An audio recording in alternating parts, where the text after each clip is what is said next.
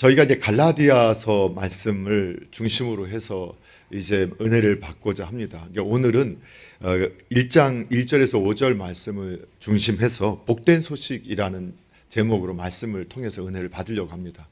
지난주에 첫 시간이어서 우리는 이 갈라디아서의 서론, 그 갈라디아 지역은 오늘 경기도 같은 지역. 그래서 오늘 본문에 보면 갈라디아에 있는 여러 교회들, 왜냐하면 갈라디아에 있는 이고니온, 루스드라, 더베 이런 지역의 도시들에 있는 성도들의 모임, 그 교회에게 편지를 쓴다라는 형식으로 이렇게 편지를 쓰고 있는 것을 저희가 보게 되고, 그 복음의 변질에 대한 문제가 있었기 때문에 사도 바울은 복음을 수호하기 위해서 자신의 사도권을 이렇게 1절부터 인사 첫머리부터 말을 하고 있는데, 그런데 이 사도권이 사람들의 추대로 의해서 되어진 것도 아니고 또 사람의 임명으로 의해 되어진 것이 아니라 하나님 아버지 우리 주 예수님께로부터 임명받은 그 사명의식을 갖고 있는 그 모습을 우리가 확인할 수 있었습니다.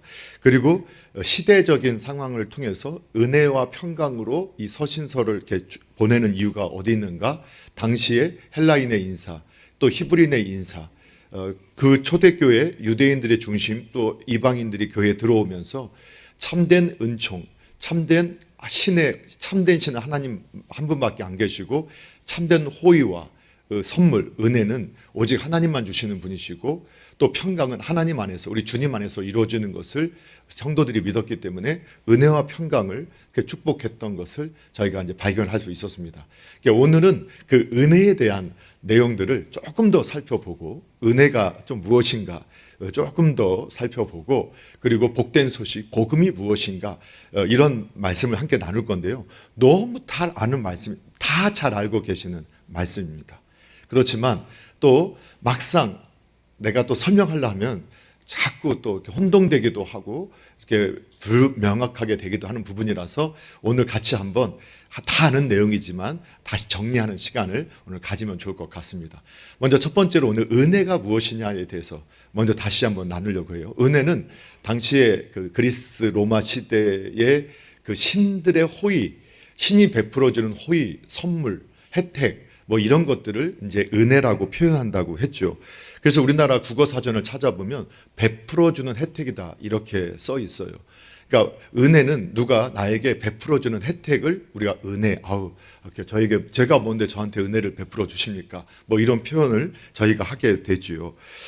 그런데 세상 속에서도 보통 이제 은혜, 내가 은혜가 있었어 이런 표현을 카리스라고 헬라 시대에서 썼을 때는 어떤 의미가 있었냐면 그냥 기쁨, 쾌락을 내가 가지게 된 것에 대한 어떤 행동과 그 결과를 은혜라고 표현하기도 했다는 이런 내용이 있어요. 그런데 우리가 이제 관심 갖는 이 은혜라는 당시의 문화 가운데서 은혜는 어떠한 게 적용이 되어지느냐? 역시 신적인 신께서 우리에게 베푸시는 무조건적인 사랑에 의한 어떤 베풀어 주시는 모든 것의 총칭이라고 할 수 있습니다. 너무 어렵나요? 총칭 이런 거는 하여튼 하나님께서 우리에게 베풀어 주시는 모든 것들을 이제 은혜라고 저희가 표현할 수 있게 되죠. 그런데 이제 은혜라고 하면 크게 두 가지로 정리를 할 수가 있습니다. 어떻게 두 가지로 정리를 할 수 있냐면, 첫째는 이 은혜는 항상 구원과 관계에 대해서 우리가 이 은혜라는 단어가 사용되어지죠. 그러니까 구원은 하나님의 선물입니다. 이때 하나님의 선물이라는 뜻이 은혜라는 뜻입니다. 그래서 너희가 그 은혜로 인하여 믿음으로 말미암아 이게 구원을 얻었는데 이것이 하나님의 선물이다. 그러니까 은혜, 구원, 선물, 이게 하나님께서 일방적으로 주시는 거다라는 의미입니다. 그래서 구원과 관계된 하나님께서 우리에게 베푸신 그 사랑, 그것을 표현할 때 우리는 은혜가, 제가 은혜를 입었습니다. 나 같은 죄인을 하나님께서 그냥 예수님의 그 사역을 통해서 저를 건져 주셨고 저를 구원해 주셨습니다. 저 천국 시민 되게 해 주셨습니다. 저에게 영생의 사람으로 삼아 주셨습니다. 이런 고백이 은혜라고 표현할 수 있습니다. 그리고 또 한 가지는 이렇게 이제 구원과 관계됐을 때 은혜라고 표현하지만 또 교회 용어 중에서 또 신앙인들이 가장 많이 쓰는 단어가 은혜입니다. 예를 들면 오늘 찬양 얼마나 은혜로 왔습니까? 우리가 은혜로 왔다고 표현하잖아요. 별로 안 은혜로우셨어요? 찬양 때도? 근데 찬양 은혜로웠어요.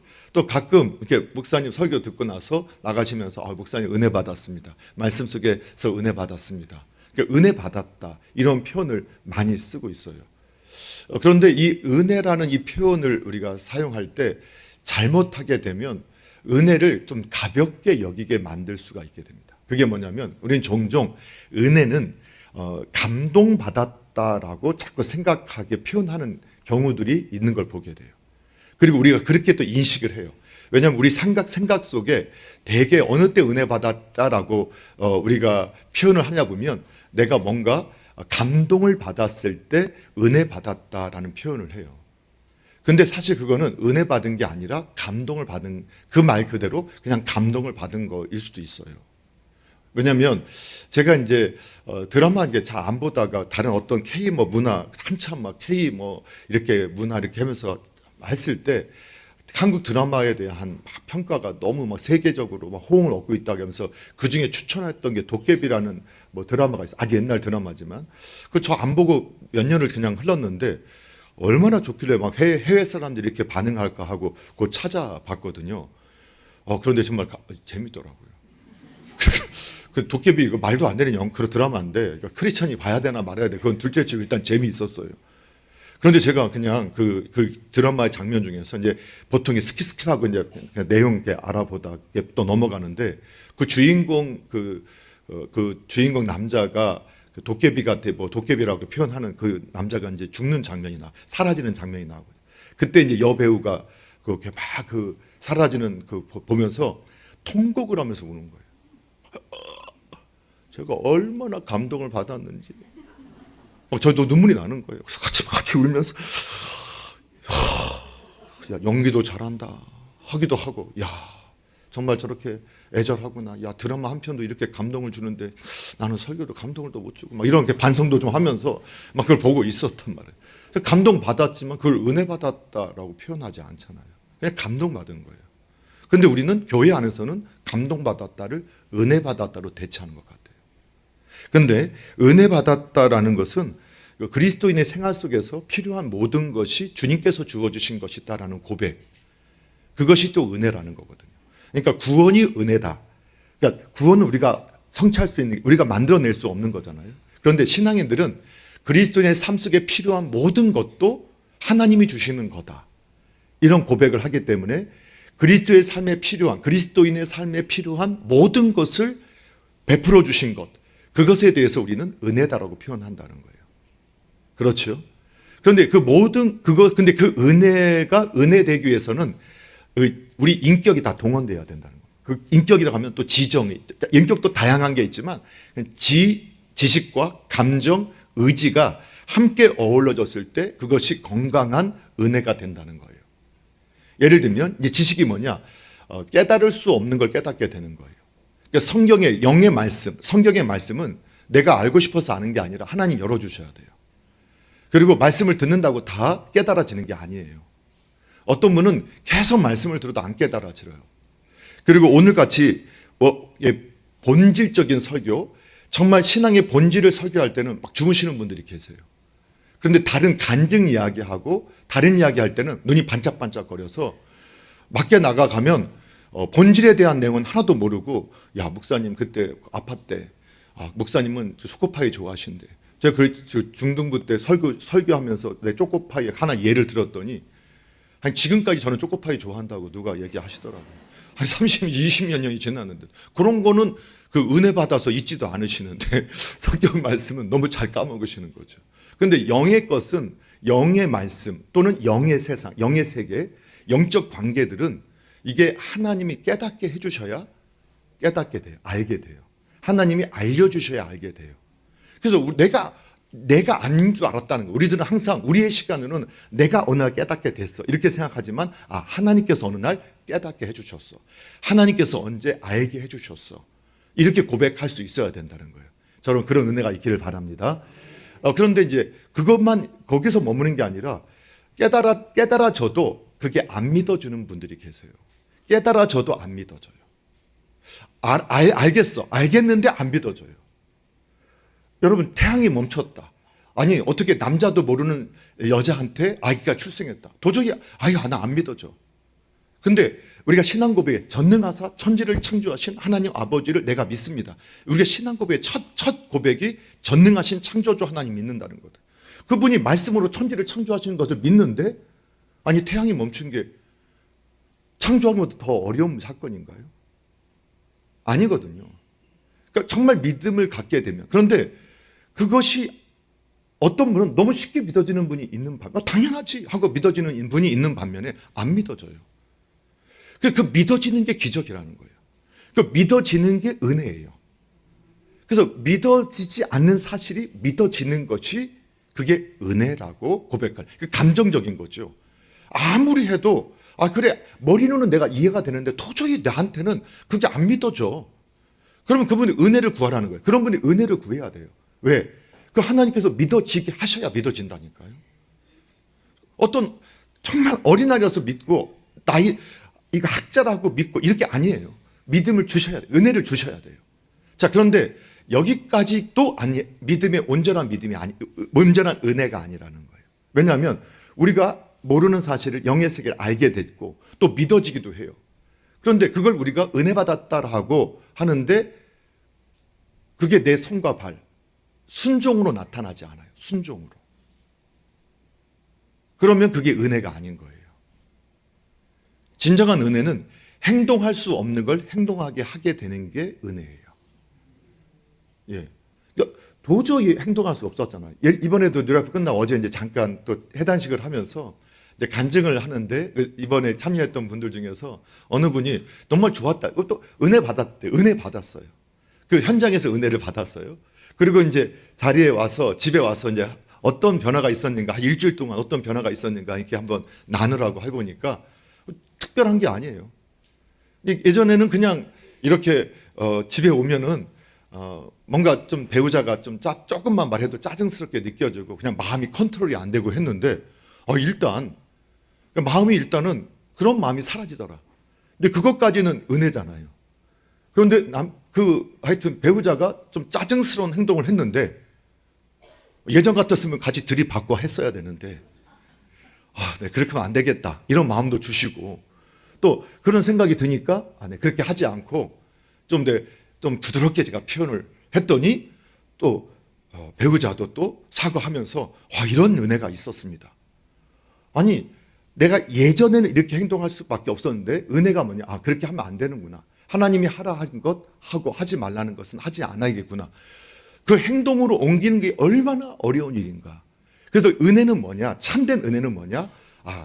알 수 없었던 것이 알아지고 믿어지지 않았던 것이 믿어지고 내가 행동하지 할 수 없었던 것이 행동되어지는 거예요. 예.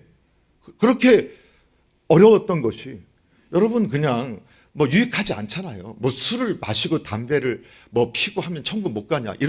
그런 문제를 가지고 여러분 의논하는 수준으로 돼서는 안 됩니다. 여러분 술 마셔도 천국 가실 수 있고요. 담배 피셔도 천국 가실 수 있어요. 그러나 유익하지 않아요.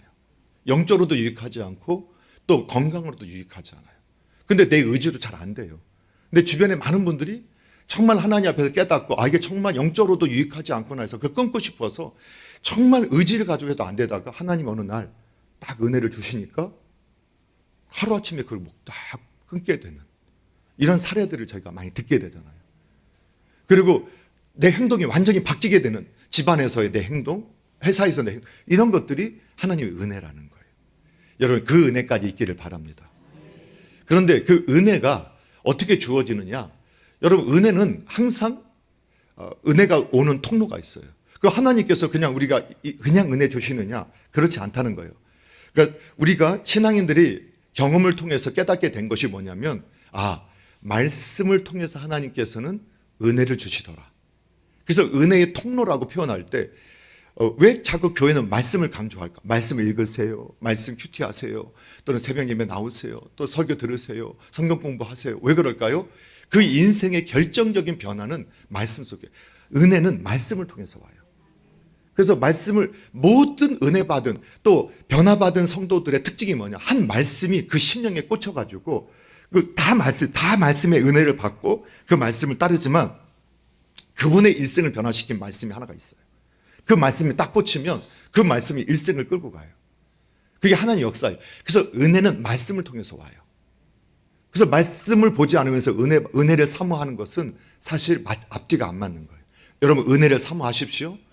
그러면 말씀을 사모하셔야 됩니다.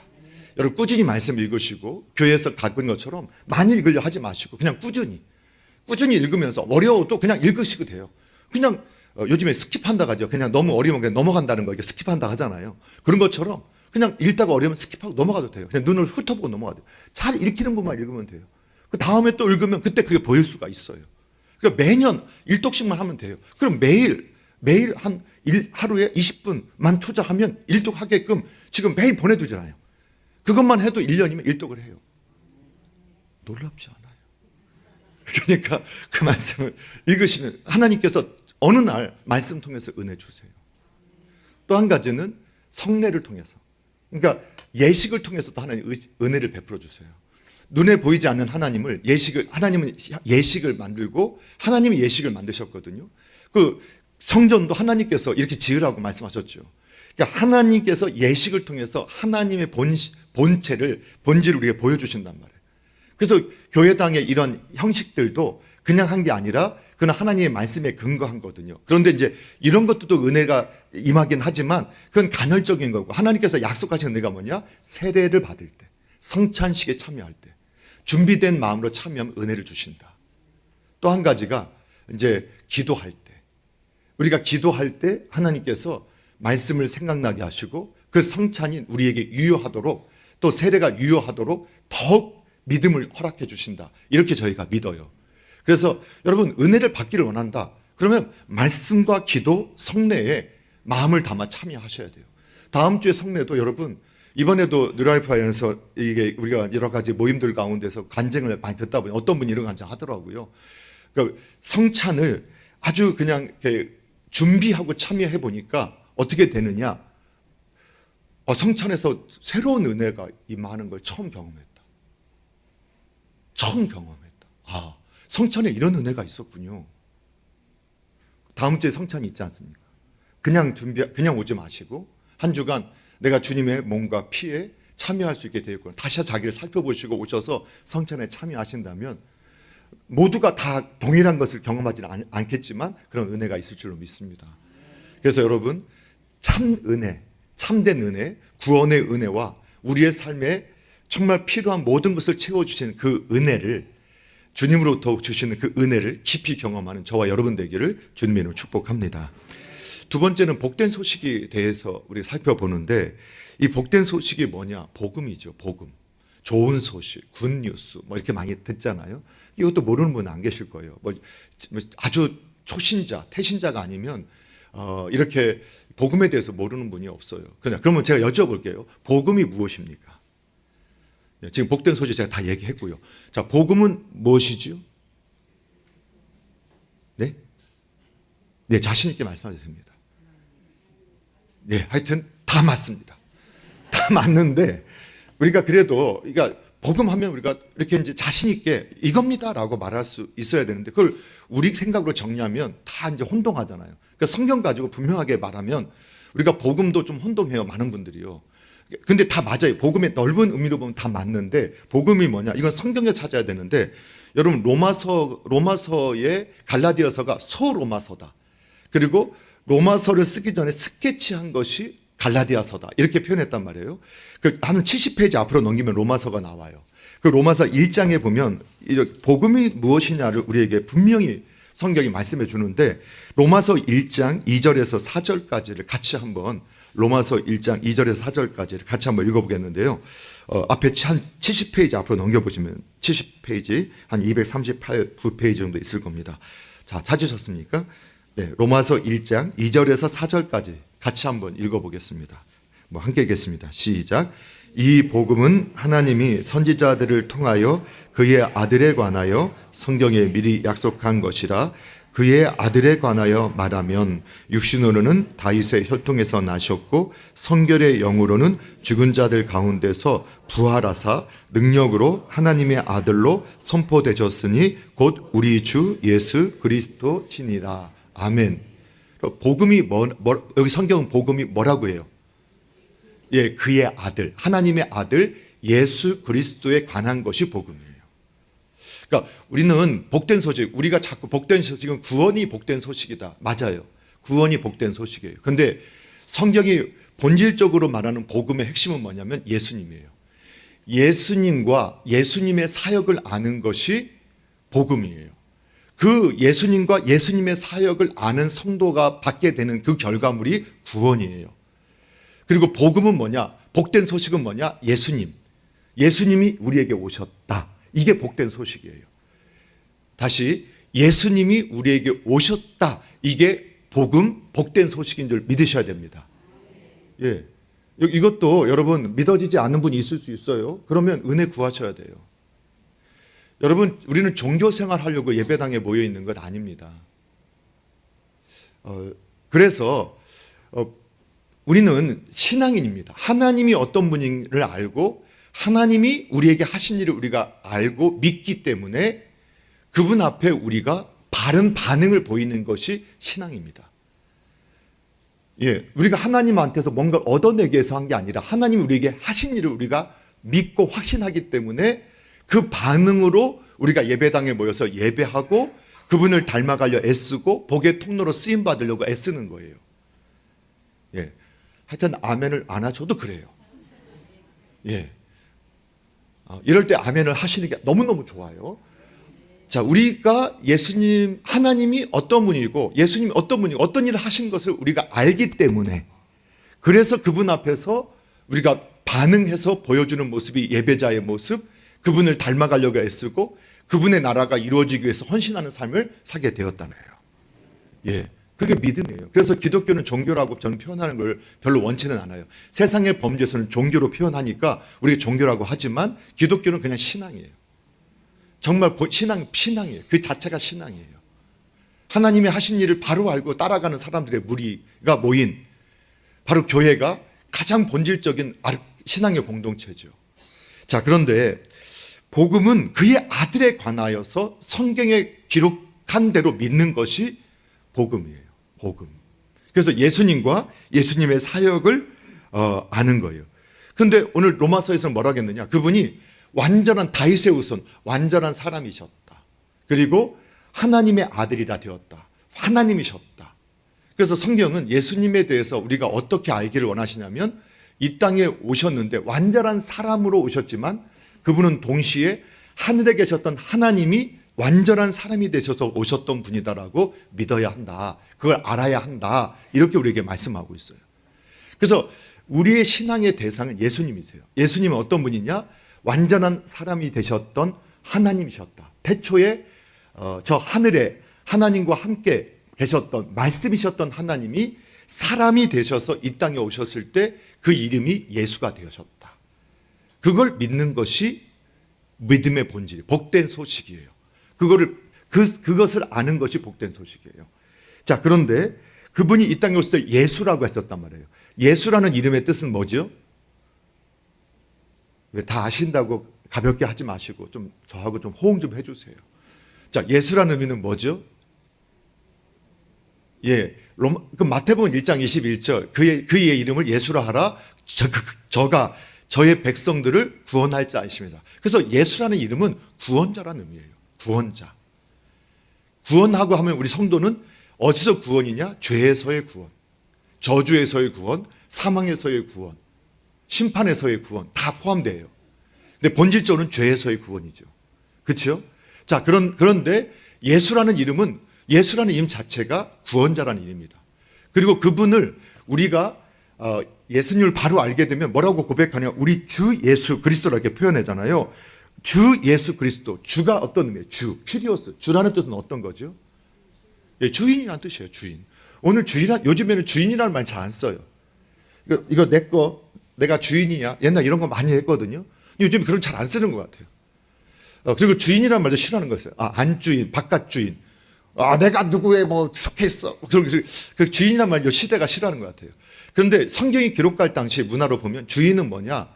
그 사람의 그 종의 그 노예의 생사 여탈권, 결혼 여부, 목숨, 그 재산 모든 것에 주기도 하고 다 다 가져갈 수 있는 결정자가 누구냐? 주인이라는 뜻이에요. 그러니까 우리가 예수님을 바로 알게 되면 어떻게 고백하느냐? 아, 예수님은 나의 주인이십니다. 그러니까 주라고 고백하고. 그래서 우리가 주님, 주님 부르잖아요. 누가 주님이라는 거예요? 내 삶에, 내 생사 여탈권 누구에게 있다는 거예요? 주님께 있다. 예수님께 있다. 이 고백이 예수님을 만난 이 복된 소식을 바로 안 사람들의 반응이라는 거예요. 또 그리스도라는 뜻은 뭐라겠어요? 네, 다 기름 부음 받은 자. 이거 헬라어라겠죠? 히브리어는 뭐라겠어요? 네, 메시아. 뭐 이렇게 무섭게 제가 눈을 동그랗게 뜨는 것도 아니고, 뭐 성경 공부도 아닌데 왜 아니요. 이런 것도 좀 한번 다시 확인을 좀 해보시잖아요. 기름 부음 받은 자. 근데 유대인의 역사 가운데, 성경의 역사 가운데 하나님께서 기름 부음 받은 자 세 종류의 직분을 세우셨다. 뭐였죠? 왕, 제사장, 선지자. 그러면 그 말은, 그래서 나는 예수님은 나의 그리스도가 되십니다. 그리스도이십니다. 라고 할 때 예수님은 나의 왕이십니다. 예수님은 나의 선지자십니다. 예수님은 나의 제사장이십니다. 그 사역들, 예수님만이 나의 하나님의 뜻을 전해주시는 분이십니다. 예수님만이 나의 죄를 용서하실 수 있는 분이십니다. 예수님만이 나의 삶을 다스리시는 분입니다. 그 고백이 그 속에 있는 거예요. 그러니까 예수님이 누군가를 바로 알게 되면, 복음을 바로 알게 되면, 복음의 내용을 알고 복음을 알게 되면 우리는 그 복음의 핵심이 예수님을 알게 되고 그분의 사역을 알게 되면 그분 앞에서 그분을 바로 예수님은 나의 주, 나의 하나님, 나의 그리스도이십니다. 이렇게 고백을 하게 되는 거예요. 그리고 그 고백대로 하나님께서는 우리를 다스리시고 우리를 보호하시고 인도해 주세요. 여러분, 그런 은혜가 있기를 바랍니다. 그런데 오늘 본문에서도 그렇고, 다시 오늘 본문으로 넘어가셔서 갈라디아 1장에 보시게 되면, 근데 복음의 핵심은 무엇이냐? 부활입니다. 부활. 뭐라고요? 예수님과 예수님의 사역의 핵심. 우리가 동정녀 탄생도 중요하고 십자가의 여러 가지 고난받으심도 중요한, 여러 가지 중요하죠. 그런데 가장 핵심은 뭐냐? 부활입니다. 그래서 사도행전에 사도들이 복음을 전한다 하는데 누구를 전해요? 예수님을 전해요. 예수님. 복음을 전한다. 복음을 전해라. 땅끝까지 복음을 전해라. 그런데 사도들이 다 무엇을 전하냐? 예수님을 전해요. 예수님을. 왜? 예수님이 복음이에요. 예수님이 복음. 뭐 너무 당연하니까 아멘도 안 하시지만, 아멘은 당연할 때 하는 게 아멘입니다. 예, 아멘이 저에게 유익해요, 정말로. 왜냐하면 아멘 할 때 하나님께서 영광을 받으세요. 그래서 예수님의 다른 이름이 아멘이에요. 아멘이요 충성된 종이신 그분. 그래서 예수님은 항상 아멘만 하셨던 분이다, 이렇게 표현하거든요. 그래서 여러분, 아멘은 그냥 이제 제가 뭐 아무 말이나 아멘 하는 배고픕니다. 아멘, 아멘. 뭐 이런 거 하지 마시고, 그런 데는 아멘 안 하셔도 되는데, 말씀이 있을 때는 아멘. 그런데 당연히 아는 거니까 아는 것에 아멘 하는 거예요. 동의되는 게 그것이 하나님 말씀입니다. 아멘. 이런 의미거든요. 근데 아멘을 하면 그 아멘이 나의 믿음을 강화시켜요. 예, 그래서 입을 열어서 아멘을 고백하셔야 되는데, 예수님이 복음이다. 여러분, 이거 너무 당연하지만 실제로 여러분, 구원이 복음이다, 이렇게 생각하는 분도 많아요. 근데 구원은 복음, 예수님이 우리에게 오셔서 그분이 하셨던 일의 결과로 우리에게 주어진 거예요. 그래서 예수님이 오시지 않았다면 이 일이 없어요. 그래서 예수님과 그분이 하셨던 사역이 복음이에요. 예, 그러면 그 예수님의 사역 중에서 사도들은 그래서 복음을 전하, 땅끝까지 복음 전하라 했는데, 가면 예수님. 그런데 그분들이 뭘 전했냐? 예수님 부활을 전했어요. 너희가 죽였던 그가 다시 살아나셨다. 그러니까 부활을 전했어요. 부활. 그래서 신앙의 핵심은 뭐냐? 복음의 핵심, 예수님의 사역의 핵심은 뭐냐? 부활이에요. 부활. 왜냐하면 우리가 부활은 경험하지 못했던 거예요. 예수님이 부활하셨고, 소생했던 사람은 그 전에도 수없이 있고 지금도 있어요. 근데 소생했던 사람 또 죽었어요. 근데 예수님은 죽으셨어요. 십자가에서. 그래서 죽음을 전제해요. 부활은 죽음을 전제하는 거잖아요. 그래서 모든 복음의 핵심에는 예수님과 예수님의 사역의 복음의 내용인데, 그 예수님과 예수님의 사역의 핵심 사건이 뭐냐? 십자가에서의 죽으심과 부활이에요. 그 두 가지만 계속 복음의 내용으로 강조하는 이유가 거기에 있는 거예요. 자, 다시, 이거는 중요하니까 다 알지만, 복음의 내용은 뭐라고요? 예수님과 예수님의 사역을 아는 게 복음이에요. 자, 그런데 예수님과 예수님의 사역의 핵심 내용이 뭐라고요? 예, 부활.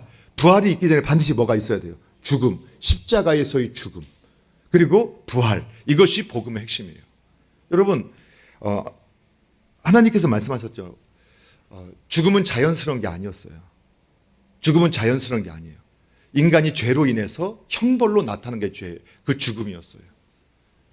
그런데 하나님께서 예수님을 보내주셔서 그 죄의 문제를, 예수님이 십자가에서 죄 없는 분이 죽으심으로 하나님은 죄 없으신 그분을 아시기 때문에 하늘의 심판에서, 재판장에서 무죄하기 때문에 이 세상의 재판관에서 잘못 재판정에 잘못 재판된 것을 하늘에서 엎으시고 그 결과 죽음에서 살아나게 하셨어요. 그것이 예수님은 죄 없이 죽으셨다는 걸 하늘에 계신 아버지께서 인정해 주신 거예요. 그 죄 없으면 사는 것이 성경의 원리예요. 죄가 없으면 살아야 되는 것이 하나님의 법칙이에요. 근데 죄 있으면 죽어야 돼요. 예수님은 죄가 없이, 사람들이 세상의 법으로 죽였지만 하늘의 법으로는 아버지에게 죄가 없었던 하나 아들을 하나님 살리셨단 말이에요. 그렇죠? 그래서 부활하셨어요. 그리고 그분이 흘리셨던 그 피, 그 죽음의 값은 누구에게 전가될 수 있게 되었느냐? 예수님 안에 있는 저와 여러분에게 그분이 흘린 무제한. 그래서 우리는 그분의 피를 보배로운 피다. 뭐 늘 잘 알고 계시잖아요. 왜 우리가 그분을 보배로운 피라고, 보배로운 피, 보혈. 왜 이렇게 하느냐? 그 피는 저주받지 않은 피, 죄가 없는 피, 죽은 피가 아닌 생명의 피. 그래서 그 피를 마시는 자마다, 예수의 피를 믿는 자마다 살게 된다. 그게 뭐냐? 우리가 어떤 것도 보면 하나 딱 떨어지면, 기름이 딱 떨어지면 물 위에 탁 퍼지는 것처럼 이렇게 그 생명이 딱 떨어지면 죽은 것들이 살아나기 시작하는 거예요. 그래서 예수의 피는 생명의 피, 보혈의 피, 정결한 피, 깨끗한 피, 살리는 피가 되는 거예요. 그래서 그 사실을 믿어야 된다는 거예요. 그런데 우리가 그분 안에서 주님께서 그분이 부활하심으로, 그분이 죄 없는 피로 우리의 죄를 다 사하셨다. 이게 4절의 고백이거든요. 그리고 부활과 그분이 그 부활로 말미암아 우리에게 죄에서 건져 주셔서 우리를 살려 주셨다. 자, 4절. 그래서 복음의 내용이 4절에 나와요. 4절 같이 한번, 갈라디아서입니다. 1장 4절 함께 읽습니다. 시작. 그리스도께서 하나님 곧 우리 아버지의 뜻을 따라 이 악한 세대에서 우리를 건지시려고 우리 죄를 대속하기 위하여 자기 몸을 주셨으니. 아멘. 예, 우리를 건지시기 위해서 먼저 하셨던 일 뭐냐? 예수님이 자기 몸을 들이셨어요. 그래서 복음은 뭐냐? 내가 한 건 아무것도 없어요. 다 하나님이 하셨고 우리 주님이 하셨어요. 그런데 우리가 공짜로 구원받은 건 아니에요. 자꾸 공짜로 구원받았다. 아니, 공짜 아니에요. 예수님의 피값이에요. 저와 여러분은 예수님의 생명값으로 사신 분들이에요. 자꾸 우리가 구원을 공짜로 받았다. 그렇죠. 우리의 그러나 하나님은 어마어마한 값을 지불하셨어요. 자신의 독생자를 우리의 생명값으로 주시고, 그리고 우리를 구원해 주신 거예요. 그리고 우리가 거저받았다고 그게 값싼 게 아니에요. 예수님의 생명값, 하늘에 계신 그 하나님의 피값이 우리에게 적용된 거예요. 그걸 우리가 믿는 게 복음이에요. 그래서 우리는 그분을 주님이라고, 그분을 나의 그리스도라고 부를 수밖에 없다라고 고백하는 거예요. 근데 그 복음의 내용, 예수님께서 하셨던 일이 뭐냐? 4절에 보니까 뭐라고 하냐? 하나님 곧 우리 아버지의 뜻을 따랐다. 그래서 뜻을 따랐다. 여러분, 이 순종은 곧 믿음이고, 순종이 곧 복음이고, 순종이 곧 신앙이에요. 불신앙은, 첫사람은 불신앙했잖아요. 근데 우리가 계속해서 우리가 복에 대해서 말씀을 상고하면서 순종이 복이다, 순종이 믿음이고, 믿음이 순종이다, 신앙은 순종이다. 왜 그럴까요? 주님 앞에, 주님도 하늘에 계신 말씀이셨던 하나님이 배아 형태로 여자의 자궁 속에 그 복 중에, 그것도 이 씨앗 같은 씨앗으로 가라 할 때도 순종하셨어요. 우리가 똑같은 몸으로 출생하는 것도 순종하셨어요. 그분이 하늘의 영광을 버리셨다. 그래요. 하여튼 그래요. 마지막 십자가 앞에서도 자신의 생각을 반납하고 순종하셨어요. 순종하셨다. 복음은 예수님과 예수님의 사역을 우리가 아는 것이 복음이라고 했잖아요. 예수님 처음부터 부활에 승천하실까지 순종의 분이었어요. 그 복음은 순종이라고 이렇게 표현도 할 수 있어요. 예수님의 순종이 복음이에요. 그래서 그분이 우리를 악한 세대 가운데, 악한 세대가 어떤 거냐? 하나님 없이 사는 세대. 우리가 성경을 자꾸 이해하실 때, 그렇지, 예수님, 그냥 이 세상에 요즘에 너무 문란하고 다 타락하고 이렇게 말하지만, 아니요. 하나님 없이 사는 세대가 타락한 세대, 악한 세대예요. 교회당에 출석해도 지금처럼 우리가 교회당에 출석 종교인으로서는 살아갈 수 있어요. 그 나쁘지 않죠. 다른 종교보다 기독교 종교가 좀 우월해. 아주 좀 고급 종교야. 그렇게 믿는 것도, 그렇게 생각하는 분도 아주 인본주의자 중에서는 탁월한 분들이라 생각해요. 그러나 예수님이 없는 분, 그럼 부활은 무엇을 상징하느냐? 부활은 영원한 생명을 우리에게 말씀해 주는 거예요. 종종 이런 말씀하시는 분이 계세요. 왜냐하면 하나님은 사랑이시다 이렇게 했는데 마지막 지옥이 있다. 너무 무섭지 않느냐. 그건 지옥은 공갈이 뭐죠? 협박하는 거고, 잘 믿으라고 협박하는 거고, 실은 예수님 안 믿고 죽게 되면 어떻게 되느냐? 그 영혼 사라진다. 소멸된다. 이렇게 가르치는 사람들도 있어요. 그리고 어떤 분들은 아니 예수님 안 믿고 그냥 죽으면 그냥 마치 부활하지 않고 그냥 썩어지는 것으로 끝나. 이렇게 영혼 소멸, 육신 소멸 이렇게 다 얘기도 해요. 아니면 이런 분도 있어요. 아니 예수님 안 믿어도 나중에 되면 하나님이 사랑의 하나님이시기 때문에 다 부활하셔. 다 부활하게 할 거야.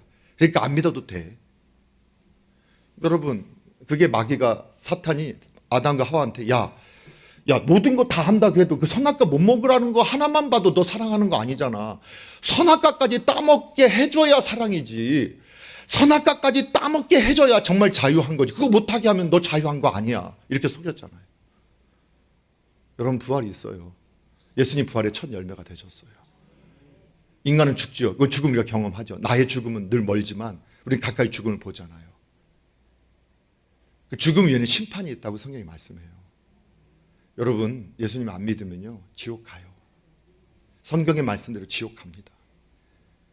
그리고 신앙인의 최고의 복은 뭡니까? 천국 가는 겁니다. 여러분, 천국이 있어요. 천국 가는 겁니다. 그건 하나님의 말씀이에요. 제 말이 아니라 하나님께서 말씀하셨어요. 다른 말씀은 다 믿는데 나 천국과 지옥은 그냥 너무 신화 같아요? 아니요. 다른 것이 다 사실인 것처럼 천국 지옥이 사실이에요. 여러분, 그래서요 이 세상에서 좀 부족하게 사는 거 괜찮습니다. 그러나 예수의 생명만 있으면 그분은 성공한 분이에요. 그분은 눈 떴을 때, 우리 육신의 생이 벗어났을 때, 주님과 함께 딱 눈을 떴을 때 영광스러운 자리에 있게 될 거예요. 그런데요, 예수님 믿지 않은 사람들은요 부활의 순간이 최고의 좋은 꿈 꾸고 딱 일어났는데 정말 악몽 같은 삶이 시작되는 거예요. 그걸 알아야 돼요. 그걸 우리가 믿어야 돼요. 그래서 여러분, 자녀들이 대학에 실패하고 직장에 실패하고 결혼에 실패하고 괜찮습니다. 좀 이혼 좀 해도 괜찮아요. 아니야, 하라는 거 아닙니다. 안 하는 게 더 좋지요. 그 작은 실패예요. 이 땅에서의 잠시. 얼마든지 예수님을 회복할 기회가 있다니까요. 그런데요, 신앙이 실패하면 영원한 실패입니다. 그래서 예수님께서 십자가 지러 가실 때요, 사람들이 예수님 너무 사랑했잖아요. 그러니까 막 가면서 쫓아가면서 울어요. 우리 예수님, 아이고 저렇게 맞고 계시, 아이고 저렇게 피 흘리, 아이고 우리 예수님, 아이고 어떻게, 우리 예수님 어떻게 이렇게 딱 쫓아가요. 근데 예수님께서 딱 고개 돌리시면서 너희가 나 위해 울지 마. 너희와 너희 자녀들 위해 울어. 예수님은 그 고난의 길도 아버지의 길이기 때문에 그냥 가고 계시는 거예요. 근데 예수님은 너희와 왜? 이 악한 세상 속에서 너희 영혼을 지켜서 정말 이 복음 안에서 네가 천국까지 그렇게 너희를 위해서 너희가 울어야 정말로 간절히 기도하고 또 너희가 그렇게 주님 앞에서 있어야 되고 너희 자녀들 이 악한 영들이 아담과 하와를 속이고 수많은 사람을 속였던 악한 영들이 너희 자녀를 너희의 영혼을 빼앗으려고 우는 사자처럼 삼키는 사자처럼 막 으르렁거리는데 나는 오히려 이 고난이 나에게는 하나님 아버지가 허락하신 길이야. 영광의 길이야. 주님 그렇게 말씀하시고 있는 거예요. 나를 위해 울지 마. 너희를 위해 울어라. 너희 자녀 위해 울어라. 여러분, 우리 자녀들 지금 어디 있어요? 우리 자녀들 어디 있어요?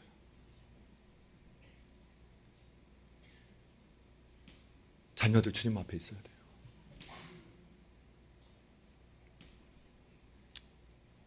지금 좋은 직장 다니고 좋은 집에 살고 좋은 차 굴리고 문제없이 산다.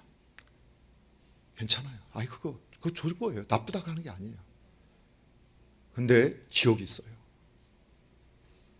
지옥이 있어요. 부활은 그 지옥이 있고 천국이 있다는 걸 우리에게 보여준 사건이에요. 오늘 그 사실을 믿어야 돼요. 아니 복된 소식인데 자꾸 지옥 얘기하고 막 이렇게 천국 얘기만 하셔도 좋을 텐데. 아니요, 복음은 두 가지를 다 얘기해 줘야 돼요. 저와 여러분 천국의 백성이 되기를 원합니다. 그 예수님, 그분의 사역을 우리가 알게 되고 믿게 되고, 그래서 이 예배 자리까지 오고 또 주님 위해서 우리가 헌신하고 이 땅에 주님의 나라 사역에서 헌신하는, 여기까지 올 수 있는 다 하나님의 은혜예요. 그 은혜의 통로가 되셔서 이제 나의 배우자, 우리 부모님, 우리 자녀에게 마지막까지, 그래서 정말 하나님께서 사망 마지막 귀 열어주신 저를 확신해요. 정말 그걸 몇 번 경험을 했거든요. 마지막, 그래서 할 수 있는 최고의 축복은 뭐냐? 돌아가시는 분한테 아이고 어떻게 불쌍해서 어떻게, 이게 아니라 돌아가시는 그 마지막 기회 되고, 우리가 죄인이지만 예수님 믿어야 구원받아요. 예수님 믿으셔야 돼요. 마지막까지 그 기회에 복음을 전할 수 있어야 돼요. 그 자녀들은 그렇게 전하면 되겠네요? 아니요. 어떻게 또 떠나갈지 모르잖아요. 그래서 주님 안에서의 죽음은 복됐다고 하고, 이렇게 성경의 성도들은 표현했던 거예요. 복 있는 사람이다. 오늘 그 복된 소식이 오늘 우리의 세대에서 풍성히 누려질 뿐만 아니라 우리의 다음 세대까지도 넘겨질 수 있는 은혜가 있기를 주님을 축복합니다. 기도하겠습니다. 아버지 하나님 감사합니다. 오늘 갈라디아 말씀을 통해서 다시 한번 복음이 우리 예수님에 대한 것이고 예수님의 사역에 관한 것임을 다시 한번 우리가 경험합니다. 그리고 그 십자가와 부활의 사건을 우리가 주목하고 또 주님 그 안에서 우리가 다시 살게 된 것을 고백할 수 있는 은혜 주심을 감사드립니다. 이제 아버지 그 부활의 신앙을 갖게 하여 주셨사오니, 그 십자가의 신앙 갖게 하셨사오니, 이 땅에서 저희가 주님이 순종하듯이 순종하게 하시고 주님의 뒤따르게 하여 주시고, 그리고 그 생명 전하는 일에 그 주님을 전하는 일에 우리의 삶 다할 수 있게 도와주시옵소서. 그리고 저희 복의 통로로만 쓰임받는 우리 남서울 중앙교회 가족 되게 하여 주시옵소서. 예수님의 이름으로 기도합니다.